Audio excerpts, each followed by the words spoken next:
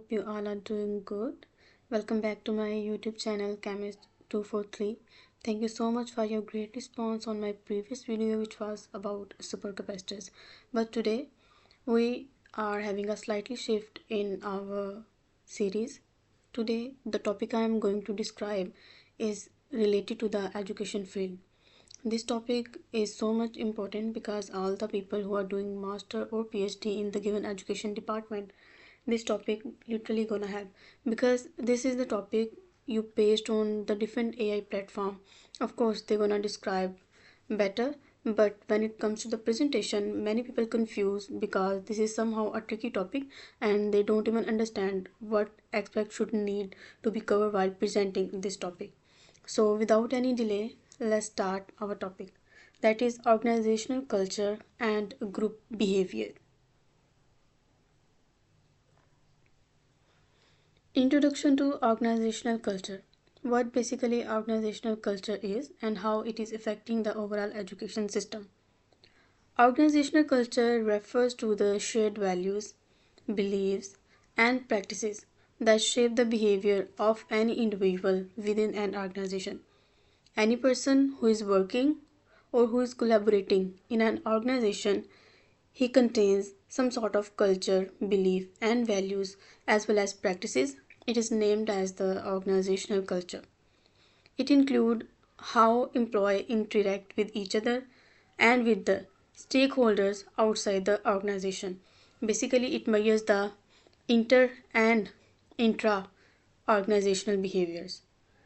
It helps to understand the organizational culture, which is very essential for aligning the overall employee behavior with the company's goal as well as the strategies they are planning to achieve. So, if we talk about the organizational culture, we need to focus on the four things. First of all, what are the shared values? What are the reinforcing outcomes? What is individual and group behavior, and what are the norms? Norms could be of social, political, or could be of any nature. It could be individual oriented or could be an organizational oriented. So organizational culture actually a set of given beliefs and practices and shared values, the overall employee behavior, the reinforcing outcomes, and the overall norms. Now the question is why organizational culture is so important and what is the significance of given organizational culture that it is so important to study or to be focused on. The reason is a strong organizational culture actually lead to the increased employee engagement as well as the job satisfaction. Of course, the norms and the overall reinforced product affects the overall behavior of employee in an organization. It also serves as a framework for the decision making and also guides how an employee can relate to one another in the term of their behavior as well as the job satisfaction level. It helps in the cultivation of a positive culture which helps to attract and retain the top talent and contributing to the overall success. Actually, organizational culture mainly focus on the teamwork. People work in a team and they show their talent which leads to the overall achievement of a given target. So the organizational culture is very helpful to understand the norms of the given employee so the team can collaborate and work independently. What are the components of given organizational culture? You can see there are three main components of given organizational culture. The first one is artifact.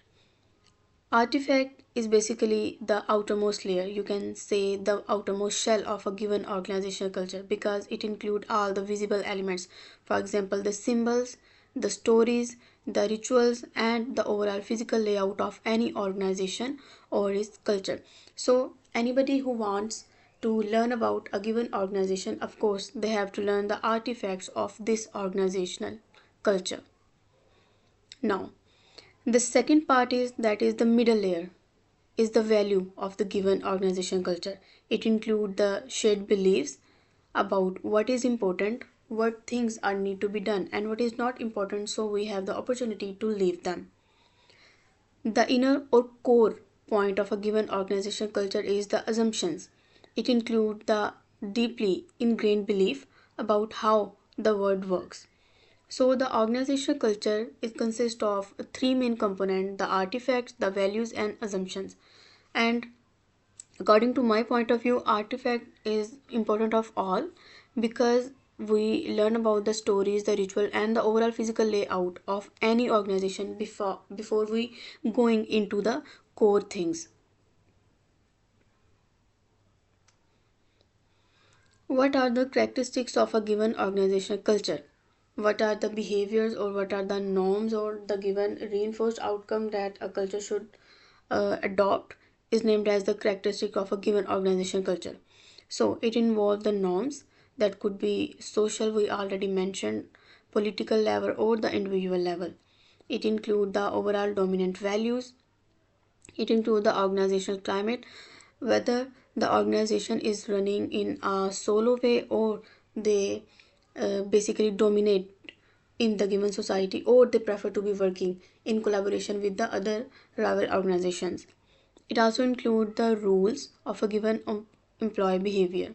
It includes the philosophy on the given treatment of the employee customer. It includes the observed behavior and regularities. So the characteristics or the properties of given organizational culture include all the climate of organization, the dominant value of given organization, what the employee is thinking or doing within that organization, how he is interacting with the people who are working in the same organization, and what is the philosophy if the employee uh, conduct some sort of mistake or they are having workload, so what will be the response of customer and how to deal with all problems. It also include the observed behavior regularities, so we can limit that these things are need to be done quickly and these things are prohibited in a given organization. And of course, last but not the least, the social and political and individual level norms. So these are the characteristics of a given organizational culture.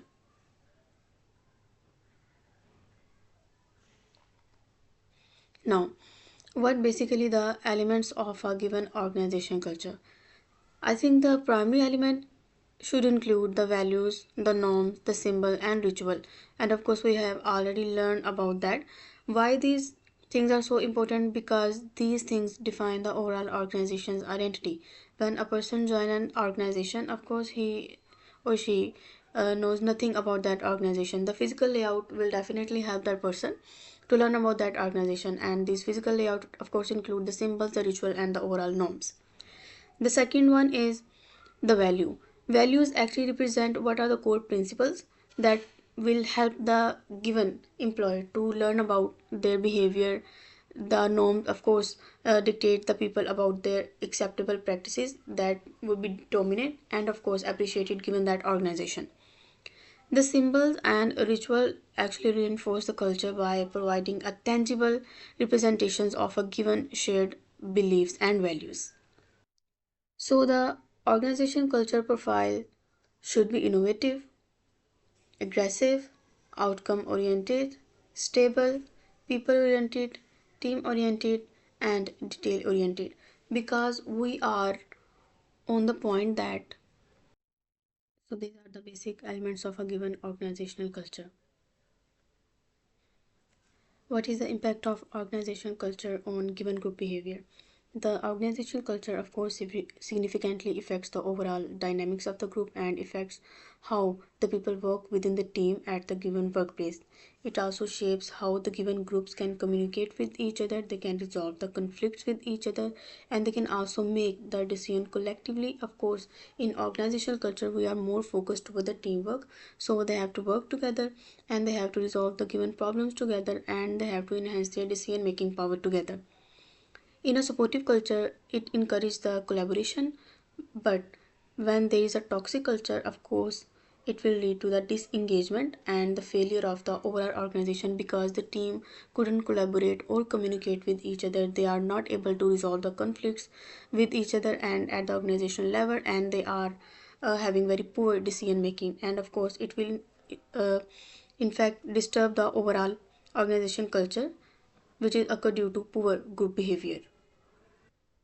Now, what are the impact of organization culture on the given group behavior?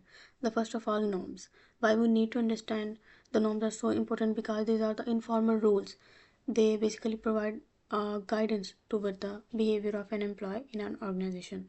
The second one is cohesion, the degree to which the group members are attracted to each other and committed to the group. Of course, they are working in a team, they have to interact and collaborate with each other. So the given organization culture and group behavior provide cohesion at the given organization. The third one is conflict. Conflict is basically the disagreements or the opposition within a group, which is an important property because if the organization culture is good enough, of course, the teamwork will collaborate each other and they will resolve all the conflict. But if the organization culture is toxic, the conflicts will remain unsolved. Decision making. Decision making basically helps the given groups to make their own choices. Of course, every member in the teamwork got the right to present their ideas and show their talent. So the overall organization culture and group behavior is closely stick to the norms, cohesion, conflict, and the given decision making.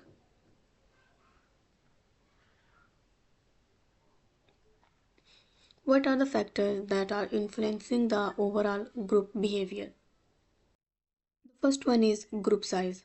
Of course, the team should have limited number of people with the great talent, but if you are not working on the quantity of people working in the team, of course you are losing. Because if you are hiring more and more people in an organization, of course, your quality and the overall quantity of the workload will be disturbed. So, larger group actually lead to the decreased participation and increase the social loafing. Because when there are large number in the group, of course, some people having talent but other people are not getting any sort of ability, so they are just a burden to the given team because their ideas are not very rich with given points. So the overall participation will be decreased and the group size really influence the group behavior. The second one is diversity. If the group is diverse, of course, it can bring the different perspective, but it will also increase the potential for conflict because when there are limited number in the team and they all are showing their talent, so less chances for the conflicts because they all are understanding the given situation and they are collaborating with each other according to this. But if the group is so diverse, of course, everyone comes with a different perspective, so there are more chances for the conflict. The third one is the leadership. Effective leadership, of course, can significantly impact the group dynamics when there are large number in the team and many more people are showing up in a given organization.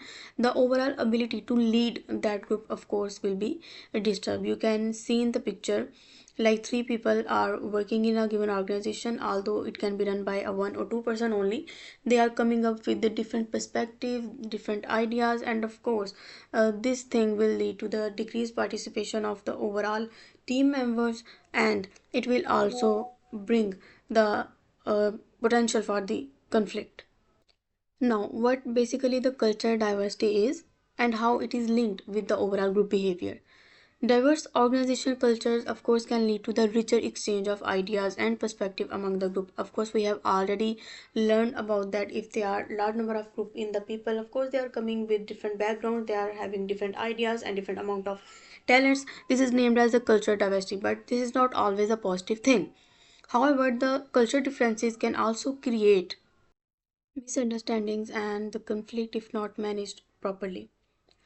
So, promoting the culture competence is very essential for enhancing the overall group interactions and coherence. Of course, the organization have to set some rule and regulation for the people who are coming and joining the given organization. So, the organization should work on the quality of the task and teamwork, not on the quantity of people who are coming and just joining the team and they are not coming up with any ideas about the given situation and they are just creating the conflict. Now, what are the conclusion and the future direction regarding the culture organization behavior? Organizational culture is actually a vital component of any group behavior, and of course, it is very important to check the overall organizational effectiveness because we are more focused toward the teamwork in a given organization instead of the individual person is handling all the thing. So, the organization culture, of course, having a great influence on the overall organization effectiveness. The future will likely see increase the emphasis on the adaptability and the more tunability toward the cultural practices because when working in a team, of course, we respect all the people who are working in the team no matter they are presenting the ideas in a best way or not, but we just can't say on their mouth that you are not doing that thing. I haven't meant that. Of course we need some adaptable and tunable environment so the people who are joining the team could relax their self, and then they start working in the given organization after understanding the norms of given organization. So the organization of course must continuously evaluate the given culture and also evolve their culture to meet with the changing workforce. Of course they expect the given societal norm. The norms are changing no matter they are political, individual, or the given organization or the societal norm. So the organization should be adaptable and tune their self according to the that societal norm, so the people working in the team can fulfill all the results or expectation about that organization. So the culture have to adapt to the given diverse circumstances. They have to manage the thing, need to understand the nature and the overall role of the culture. So managers got the best role in the given organization because they need to understand why the culture is so important for the given organizational change, because the managers are the one who makes the culture a toxic workplace or a good workplace for the people to work about their ideas. If we talk about the corporate culture, that is a diverse term. The corporate culture also impact the day-to-day decision making of the given organization. So these are the basic conclusion and the future direction regarding the organizational behavior, that what an organization should do. The organization has to set some rules and also some social norms so the people can understand why this workplace is so feasible to work while the other company is not a best place to do your things. Okay, it's time for the assessment. There are some simple questions and it is related to all the ideas that I have already presented in the previous like 11 slides. So first of all, which type of culture do you believe would be most effective for the startup company and why? Of course, as a fresher and as a old age person, or no matter from which age group you are belong, you want a place where your ideas are respected, the conflicts should be resolved, and the overall culture behavior should be according to your norms. So you can tell me in the comment box what type of culture do you want to work with and what is the reason behind. The second one is, how might a market culture impact the given employee motivation and job satisfaction? Actually, we are asking about the given teamwork, how a given teamwork can really affect your ideas popping up in your mind and how to execute these ideas in a given workplace. It also a question about, are your ideas are valid for the given organization or you need to modify according to your workplace. Then, what are the some examples of the given artifacts that represent the culture of an organization? Of course, the people are asking about the physical layout of the given organization. So, what are the example you want to fit that will represent the culture within the given organization? How can organizations promote the positive group cohesion? Of course, there are set of properties to work in the team. So, cohesion is one of them. So, it's time for your assessment that how you can give an idea about promoting the positive group cohesion. The fifth one is, what strategies can be used to address the conflict and what set of rules will be used to address the given conflict within the group. So it's time for your assessment. Of course, you can answer all the questions. So it was our today's topic, that was organization culture and the overall group behavior. I hope you would like my video. You can simply answer the given assessments in the comment box. And don't forget to subscribe my channel for such amazing concept that you're not gonna find on the given AI platforms. So see you in the next video. Thank you so much for your support. Allah Hafiz.